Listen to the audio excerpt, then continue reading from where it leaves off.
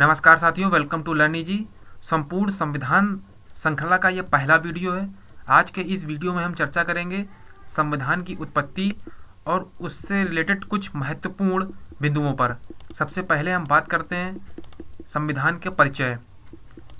तो संविधान की जो उत्पत्ति है वो एक लैटिन शब्द कॉन्स्टिट्यूरे से हुई है।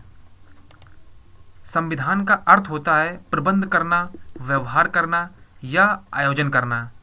ये संविधान का अर्थ होता है प्रबंध करना, व्यवहार करना या किसी चीज को आयोजन करना।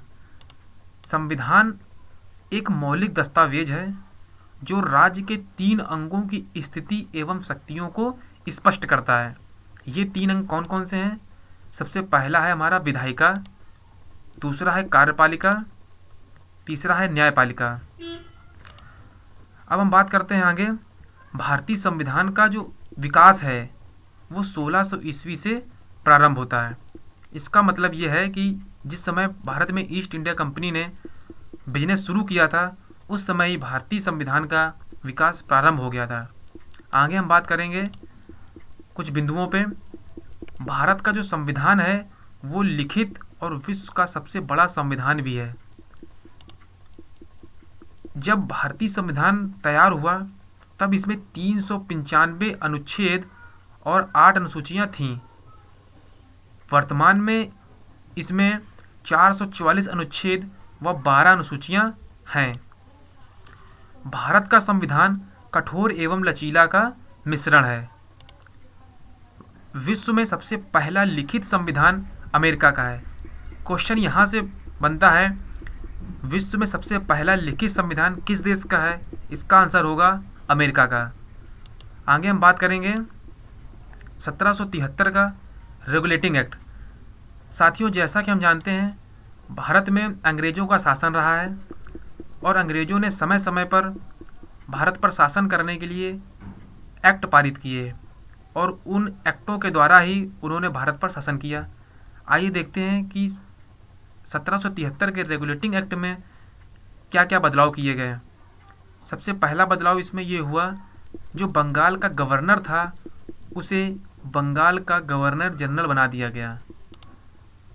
इस एक्ट में ही एक सुप्रीम कोर्ट की स्थापना की गई जो कलकत्ता में स्थापित थी। इस सुप्रीम कोर्ट के प्रथम मुख्य न्यायाधीश सर एलिजा इम्पे थे। अब हम बात करते हैं पिट्स इंडिया एक्ट 1784 की। इस एक्ट में क्या क्या नए बदलाव हुए? पिट्स इंडिया एक्ट को ही एक्ट ऑफ सेटलमेंट के नाम से जाना जाता है। क्यों? क्योंकि इस एक्ट में एक राजनीतिक मामलों के लिए नियंत्रण बोर्ड का गठन किया गया था।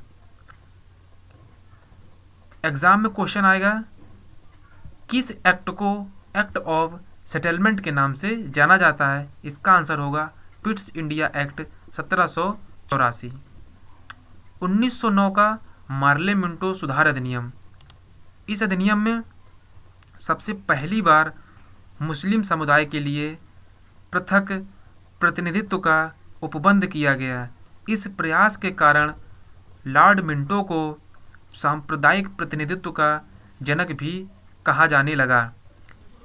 क्वेश्चन ये आएगा, सांप्रदायिक प्रतिनिधित्व का जनक किसे कहा जाता है? लॉर्ड मिंटो को। आगे हम बात करेंगे 1919 का भारत सरकार अधिनियम। इस अधिनियम में भारत में दोहरी शासन प्रणाली की शुरुआत हुई। इस अधिनियम को मॉन्टेग्यू चेम्सफोर्ड सुधार भी कहा जाता है। चेम्सफोर्ड सुधार द्वारा भारत में पहली बार महिलाओं को वोट का अधिकार मिला। यहाँ पर क्वेश्चन ये बनेगा, सबसे पहले महिलाओं को वोट का अधिकार किस अधिनियम द्वारा मिला? इसका आंसर होगा 1919 के भारत सरकार अधिनियम द्वारा। और महिलाओं को वोट का अधिकार किसने दिलवाया? इसका आंसर होगा चेम्सफोर्ड। और इस अधिनियम में क्या हुआ? इसमें एक लोक सेवा आयोग का गठन भी हुआ। आगे हम बात करेंगे 1935 का भारत सरकार अधिनियम। इस अधिनियम में भारत में एक संघीय न्यायालय की स्थापना की गई जो दिल्ली में स्थित थी। एक संघीय न्यायालय की स्थापना की गई जो दिल्ली में स्थित थी। और क्या हुआ इसमें, जो ये भारत सरकार अधिनियम था, इसमें 321 अनुच्छेद और 10 अनुसूचियां थीं। इस अधिनियम द्वारा प्रांतों में दोहरी शासन प्रणाली का अंत कर दिया गया। प्रांतों में दोहरी शासन प्रणाली का यहाँ से अंत कर दिया गया, जो 1919 के अधिनियम में शुरू हुआ था। और बदलाव इसमें क्या हुआ कि प्रांतों में दोहरी शासन प्रणाली का अंत करके केंद्र में दोहरी शासन प्रणाली का शुभारंभ कर दिया गया। ये दो महत्वपूर्ण बदलाव हुए।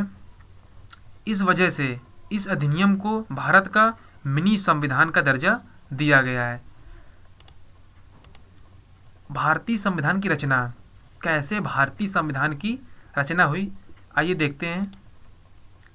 भारतीय संविधान को 26 नवंबर 1949 ईस्वी को अंगीकार किया गया। 26 नवंबर 1949 को भारतीय संविधान अंगीकार किया गया तथा 26 जनवरी 1950 को लागू किया गया। भारतीय संविधान के पिता डॉक्टर भीमराव अंबेडकर को कहा जाता है। भारत को 26 जनवरी 1950 को गणतंत्र घोषित किया गया।